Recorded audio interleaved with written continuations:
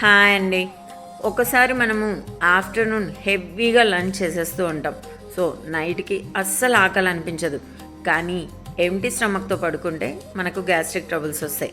So అలాంటప్పుడు ఈ రెసిపీని కన్నా మనం చేసుకుంటే ఈజీ డైజెషన్, కడుపు లైట్గా ఉండి హాయిగా ఉంటుంది. మరి అదేంటో చూద్దామా? Barley vegetable soup. ఈ బార్లీ వెజిటబుల్ సూప్ని మనం బార్లీ పౌడర్ ఉంటుంది కదా, ఆ బార్లీ పౌడర్ని ఒక 2 స్పూన్స్ కాస్త వాటర్లో రాగి గంజి ఎలా కాంచుకుంటామో అలా బాగా బాయిల్ చేసేసుకొని steamed vegetables of our choice like beans, carrot, cabbage, capsicum ఇవన్నీ కూడా స్టీమ్ చేసేసి వాటిని దాంట్లో యాడ్ చేసేసుకోవడం.